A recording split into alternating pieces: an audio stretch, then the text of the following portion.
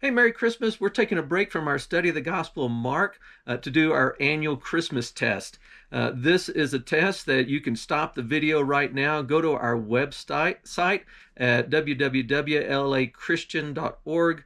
You can go there. There's a tab at the top for online Sunday school. Go to the one for today's date. Go to it. Scroll down through all the stuff for the kids. You'll get down to some videos for the adults where this one usually resides at. There'll be a link where you can get the test and you can take it. There'll also be a link to all these answers so that you can also show just how good you are. If you haven't used or taken one of our Christmas tests before, it's not made so that you can make 100. I wouldn't make 100 if I hadn't been the one putting the test together and doing the study. But it's just sort of a fun way for us to recall that time when we are told in the Gospels about Jesus's birth and try to do some things in it to help us remember that maybe we don't remember it all right, or maybe we don't remember parts of it. And so a way to learn again, learn something new to an old story. Also, we'll throw in some Christmas trivia from our culture because there's some of that we enjoy too, and a little history with it as well. So if you're going with us on this test, first question is, which name, or I'd say title, would the baby born to Mary be called, or you might even say named? The options are Jesus, Son of the Most High, Son of God, Emmanuel, Christ the Lord, or all of the above. And if you said all of the above, you'd be right. In Luke 1:31 and Matthew 1:21, we're told that this baby would be named Jesus. And then we're told by the angel that he would be called the Son of the Most High. That's in 1:21 of Luke. Then he'd be called the Son of God, 135, Emmanuel in Matthew 1:32, and Christ the Lord in Matthew 2:11, and by the Magi. And so we just, as the angels to the shepherds. And so if you said all of the above, you're right. So we'll start out there. I'm trying not to do any trick questions this year, but sometimes they just seem tricky, but I hope you still enjoy it. Number two, in what city was Mary when Gabriel visited her? Man, Bethlehem, Capernaum, Galilee, Nazareth, Jerusalem, none of the above. If you said Nazareth, you would be right. Luke 1:26 tells us that they were in Nazareth at that time before they moved and went to Bethlehem for the census to be completed because he was the house and lineage of David. So they had to go to Judea for that by that decree. Number three, who introduced striped candy cane to Christmas celebrations? I don't know about you, but I like them. They are probably just a good thing, some better than others, but those are just the old red, white striped ones. Bob McCormack, Gregory Keller, an unnamed German choir master, August Imgrad, or Santa Claus? Or an F, none of the above. If you said Bob McCormack, you'd be right. In 1920, he was in Georgia. He started making sticks, and then they were just out for family and friends. Then he also began to curve them into canes. But he had like a 20% breakage. And so his brother-in-law, Harding Keller, invented a machine. And he was a Catholic priest, but he invented a machine that could bend those things so they could be mass produced, and the breakage just nearly dropped completely away. They are still making candy canes. Of course, their company has been bought by several different people through the years. It became Bob's Candies, and now they're owned by Farley and Sathers. But you can still get those original candy canes, and they were the first one to start putting stripes in them. There was that story about the German choir master of 1670 who was trying to keep the kids quiet, so he was going to give them a candy stick to sort of pacify them. And the story says he shaped them into shepherd's crooks, or you can turn them upside down for the J for Jesus. just to keep those kids quiet. But in all of the reports, it says that they were all pure white, that you didn't have stripes in them. That's why I put striped in the question, just trying to divide between those two. But it is more folklore. There's really not a lot of exact history that tells us exactly who he was or when it was or exactly was. So maybe more tradition than actuality on that one. But it's a good story, and we like that one. The first documented example of someone using candy canes to celebrate Christmas occurred in 1847 when August Imgrid, a German-Swedish immigrant from Worcester, Ohio, decided that that's how he was going to decorate his Christmas tree and just hung them all over him. At least in records, he was the first one to do that. Of course, there's the tradition and the history of the candy cane. You can buy the little things, the story of the candy cane, which talk about the different colors and the stripes they have, and it tells the gospel story. I like all of those kinds of things. The red being the stripes and the blood that he shed on the cross. The peppermint flavor represent the hyssop plant that was used to purify in the Bible. All of these things have meaning and they're fun. They're part of our Christmas lore. Don't know how accurate they probably were. So Santa Claus, I'm sure he gives them out. But to my knowledge, I don't know of a story that says he specifically did so. That would get it that, can't be all of the above, but it is a none of the above kind of question. Number 4, what was the first word Gabriel said to Mary? Greetings, don't, behold, the Lord, favored, or none of the above? Well, I would go with greetings. So that's the first thing she said, greetings. Then he said, don't be afraid. Mary, behold, responded, the Lord has found favor in you, O favored one. So all those words are in that part of Luke 1:28, but his very first word was a word of welcome. Hello, greetings. Number 5, over what house did Gabriel say that Jesus would reign? And this is in Luke 1:33. So if you're looking for Bible answers, you can go on down to that. He would be in the house of Jacob. The answers I gave you to choose from were David, Jacob, Joseph, Israel, and God. They're all references in the story about them, but he was going to reign over the house of Jacob forever. Number 6, what Christmas song says, see him in a manger laid? Was it angels we have heard on high? It came upon a midnight clear. O little town of Bethlehem, away in a manger, silent night, or none of the above? Well, if you guessed angels we have heard on high, you would be correct.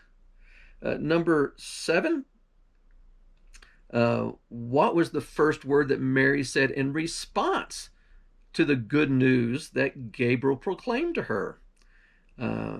Again, the first words could be behold, how, nothing, since, may, or none of the above. A, behold behold the bondservant of the Lord. First thing she said.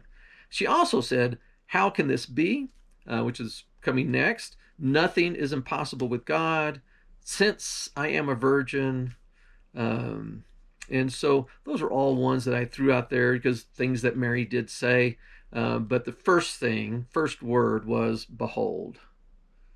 Number 8, to whom did Gabriel, the announcing angel, reveal his name? Because a lot of time it just says an angel or an angel of the Lord. So was it to Mary? Was it to Joseph, Elizabeth, Zacharias, or Isaiah, or none of the above? If you've guessed Zacharias, you would be right. It's in Luke 1:19. That's when his name, his real name was first revealed back in Daniel, not Isaiah at all, but in Daniel, the 8th chapter, verse 16, Gabriel was to give a man understanding of a vision that he had received. His name again is repeated in Daniel 9:21. And so that's the first time his name shows up in the Bible. But in Luke 1:26, Luke identifies the angel who is to be sent by God to the city of Galilee. He identifies him as Gabriel, but in the words that he uses, Gabriel never identifies himself in anything that he says to Mary or in Matthew to the dream. We only get his name in the narrative stories in the story of John the Baptist with Zacharias. So there's something to think about. So go a little culture. According to the song, what did Frosty the Snowman do when a magic hat was placed on his head? Did he come to life? Say happy birthday, laugh and play, begin to dance around, led a parade through town, or none of the above? Well, according to the song, and that's where I'm going to for this answer, he began to dance around. It says there must have been some magic in that old silk hat they found, for when they placed it on his head, he began to dance around. Yes, he came to life. So if you want to argue with me about that, I'll let you slide. But I'm going to go with a more literal answer here. If you're really looking for whether you got it right or not, is began to dance around. Number 10, Luke records that while Joseph and Mary were there, ... she gave birth to blank. You're supposed to fill in the blank. The Holy Child, the Son of God, the babe, her firstborn, her son, or none of the above. If you guessed D, her firstborn son, you would be right. That's in Luke 2:7. She gave birth to her firstborn son, which implies that she had other sons, and that's a whole nother story. I'm not going to get into it, but Jesus had brothers and sisters that we find out in the scriptures, and that comes later in Joseph and Mary's life as parents. Certainly, I don't know if you should even call them half brothers, but they were born of Mary in Joseph, not Mary, who the Spirit overshadowed in this unique and special, miraculous way that we celebrate at Christmas. Number 11, where does Luke say that the field in which the shepherds kept was located? I mean, where was it at? Was it in Syria, in Galilee, in Bethany, in the same region, or in Jerusalem? Or none of the above? If you guessed in the same region, and it is the only one that doesn't have a name on here, so I was hoping that'd give it away to you, you would be right. That's all that Luke tells us in the 2nd chapter, verse 8, is that there were shepherds in the field watching their flock by night in the same region. Well, it would have been Judea, but I didn't put Judea in there as an answer because I didn't want to trick you. So we'll go on here to number 12. What gift did the little drummer boy give to the newborn king? You probably heard that song and sung it. It even has a really great, I think for King and Country have one out now. And boy, what a great drum solo in that one. In whichever one that was just recently released, it was a lot of fun. So options are his drumsticks, his heart, his shoes, his song, or none of the above. Well, according to the song, I am a poor boy too. I have no gift to bring that's fit for a king. Shall I play for you? Parumpa-pum-pum. So it was the song he brings, and that's what he offered to Jesus. When you go through that song, it portrays it. And so just sort of a reminder that, we honor Christ and we give him what we have. And that's usually how things are done well. Number 13, announcing angel told the shepherds, I bring you good news for all people, of God's love, for the world, of great joy, of Christ the Lord, or all of the above. Well, if you guessed D, of great joy, you would be right. That's from Luke 2:10 and 11. Do not be afraid, for behold, I bring you good news of great joy, which will be for all people. Number 14, how many reindeer were first said to have pulled Santa's sleigh? 8, 10, 1, 9, 11, none of the above. Well, again, this is one of those things where you kind of have to come up with the best answer you can because there's lots of things, but this is the way I worked at it. The answer is 1.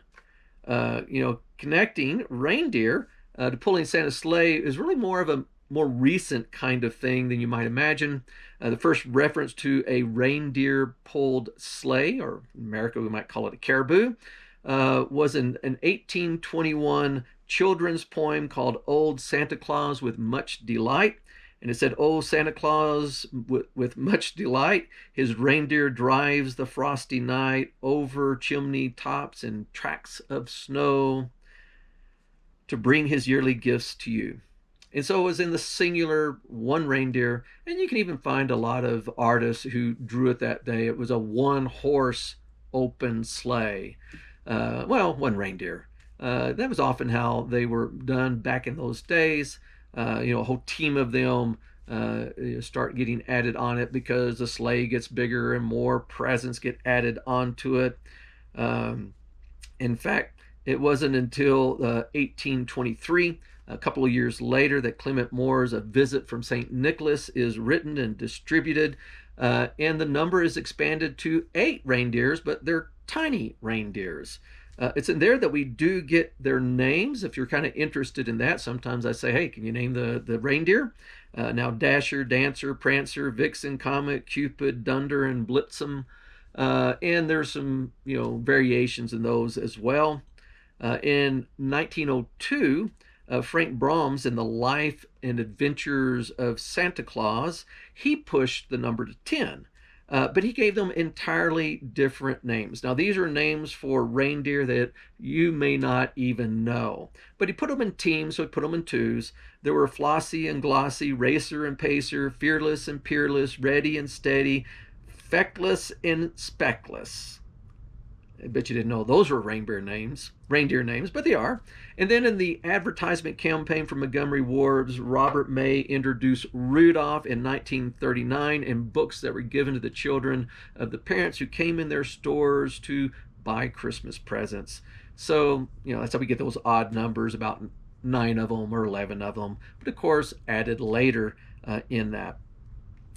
So, hope you enjoyed those kinds of things. Number 15, why did Mary lay her child in a manger? To be a sign for the shepherds, to be a sign for the magi, to swaddle him in cloths. Where there was no room in the inn, or it was foretold by Micah, or all of the above. Well, Luke 2:7 tells us it was because there was no room in the inn. But his being in a manger would be a sign for the shepherds. That's Luke 1:12. The Magi would later come. Of course, they'd already be in a different location by then. And Micah only gave the city's location as Bethlehem, said nothing about where in Bethlehem. Number 16, why is Christmas often spelled Xmas? X-M-A-S. Here's your options. To eliminate the reference to Christ, to secularize the holiday season, for political correctness, to abbreviate Christ's name, to honor the Roman god Xanthias, X for a Z sound, or all of the above. Well, if you guessed D, to abbreviate Christ's name, you'd be right. The X comes from the Greek letter chi, which looks like an X, and that letter has long been used as an abbreviation for Christ because his name, Christus, begins with a chi. Often the next letter is a rho, so it looks like an XP. If you had a chrismon tree, or you might see it in liturgical churches, there'll be an X with a big P that comes up out of it, and that's a Chi-Rho symbol for Christ, or sometimes some people will say Christ reigns. But the X has been a long time abbreviation for Christ and not having to spell it out. Even in Bible college, when I was struggling trying to keep notes, I had a professor say, just put an X there. And it sort of bugged me at first. But then I learned the reality of it, that that's just his first letter of his title, his name, Christ. Even in monks, whenever they were putting together texts, they would often put an X in the margin or sometimes a Chi-Rho to indicate that this particular text was about Christ. So you could look around there and find it and look right over and go into it. So while there are a lot of people trying to eliminate the reference of Christ from this celebration of his birth, those that are trying to secularize it and just being political correct, they don't want to offend anybody. I've never heard of anyone honoring the Roman god Xanthias. I just needed an X name of a god. And so, I was just throwing that out to you to say, hey, it's not as bad as you might think. Xmas doesn't mean they're just trying to get rid of Christ. It might be an abbreviation. And if anything else, it might get into a discussion to saying, hey, did you know why there's an X there? And you can give the answer, show your great wisdom and understanding of Christmas knowledge. Use it to share the joy of the season. Number 17, the heavenly host proclaimed three things would happen. One in heaven, one on earth, and one among men. What are they in the right order? Glory, love, and peace. Praise, peace, and pardon. Glory, goodwill, and grace. Joy, peace, and love. Glory, peace, and goodwill. Or none of those. Well, if you guessed E, glory, peace, and goodwill, you would be right. Although this is translated, it comes across a lot of different ways into English, maybe into other languages as well. These are a parity of words. And so we get in heaven glory, it's usually glory to God, in earth peace, and among men goodwill. And man, that's the promises that we have, that we get told in Luke 2:14. Where was Christ the Lord when the Magi arrived? I've already alluded to it. Wasn't where they were on the night he was born. Was he in Mary's lap, in Joseph's arms, in a manger, in a house, in a stable, or none of the above? Should be able to get rid of some of those answers because of the way these questions were laid out for you. If you guessed in a house, you would be right. Matthew 2:11, the Magi arrived after Jesus was born. That's in Matthew 2:1. They finally arrive at Bethlehem. We get the whole story of Herod and all those other things about earlier. We're told that after coming into the house, they see the child with Mary, his mother. We don't know the relationship of Mary and the mother, whether they see the child. They just see both of them. We're not told whether he's in her lap or she's holding him or any of those kinds of things. And so D is the right answer, in the house. And yeah, a little bit of a trick question in there for you, but trying to separate those out of those who really want to make sure they really got it right. Number 19, what Christmas song reveals they looked up and saw a star shining in the east? The first Noel, We Three Kings, I Wonder as I Wander, What Child Is This, There's a Star in the Sky, or none of the above. I don't know about you, but I like Christmas caroling, and kind of hate that we're not getting to go out and Christmas carol like we do each year. We usually take groups that go into the prisons. We're not getting to do that this year. We have a group that go over to nursing homes, or we go around to some of our people in the church and just sing and wish them a Merry Christmas. I've always enjoyed that. And we're just not going to do it in the same way or the same, this year with all the social distancing and staying away from people, so I'm kind of missing a little bit about that. But man, what wonderful songs that we have at this season to celebrate Jesus and his birth and tell the story of his nativity. If you guessed the first Noel, you would be right. It's in the second verse. They looked up and saw a star shining in the east, beyond them far. In fact, the first Noel tells the story really well. It's based on a French carol. I would encourage you to look at it and remember the words if you haven't sung that one in a while. Number 20, Who has the longest history of rewarding children for being naughty or nice? And your options are Father Christmas, Odin, the Yule Goat, uh, elves, Saint Nicholas. So, or none of the above. Well, if you guessed elves, you would be right. And Santa evidently is an elf, but morphing the tradition of elves into the tradition of Christmas has evolved over a lot of years. The elf tradition in Scandinavia puts elves into every home. It's definitely pagan roots. And part of their role year round, not just at Christmas, was to react to the activities of people based on how good or naughty the inhabitants of the home were. So if you're being good, they might reward you in ways, and if you were being bad, they might do things to hurt or harm or trick you, to cause something trouble in you. They would even blame all kinds of things on elves. If a child had a nightmare, they say, oh, there's an elf at the top of the bed. And there's that whole movement right now about the elf on the shelf that's getting into trouble and causing all kinds of trouble. They were often tricksters. But as the story gets told, especially because of Clement Moore's poem, we find out that Santa's a jolly old elf.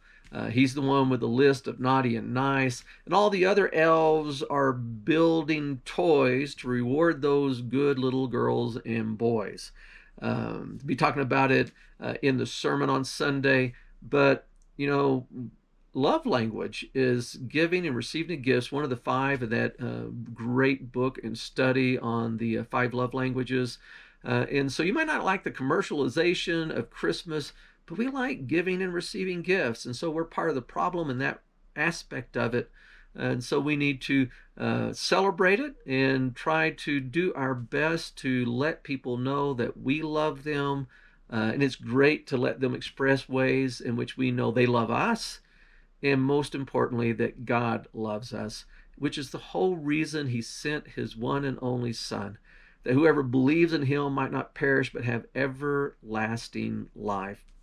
If we have a tie out there, what prophet foretold that the Messiah would be born in Bethlehem? And I already gave you that answer. It's Micah. Micah 2:5-6. In Bethlehem of Judea, for this is what has been written by the prophets. This is from Matthew 2:5-6. And you, Bethlehem, land of Judah, are by no means least among the leaders of Judah, for out of you shall come forth a ruler who will shepherd my people Israel. And we all, like sheep, have gone astray, and we need that shepherd over our lives, someone to rule over us, and we need it forever until that time that we get to be with God in heaven, and we hold on to that eternal promise. Hope you've enjoyed our Christmas test for 2020. I hope you have a Merry Christmas.